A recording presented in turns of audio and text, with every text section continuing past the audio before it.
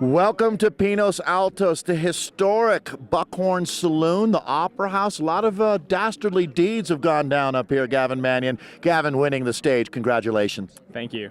So today's race, I mean, you end up isolating the leader, but then, I mean, we were talking about it while you're out racing. It is so hard for one rider to drop one other guy when he's as good as Rob Britton. How did you tackle that task? Yeah, for sure.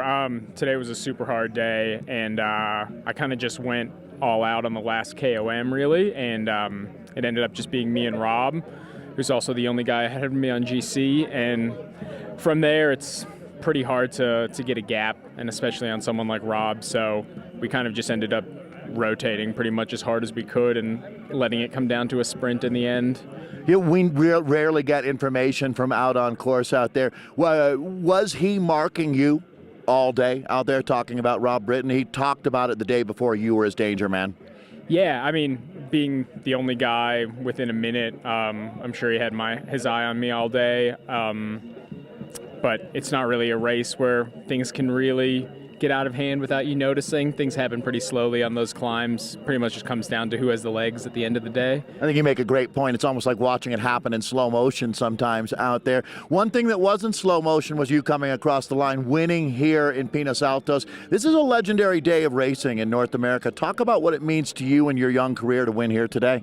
Yeah, for sure. I've always loved this race. I think it's one of the hardest days of racing we have in the U.S. It's just full gas from the start, and being my first UCI win, it's obviously huge. Super excited for that. And last year with the passing of Chad Young, who was kind of on all the teams that I've been on, and we had the same coach and everything like that. It's definitely had some goosebumps on some of the descents and coming towards the finale. So just kind of want to dedicate this win to him.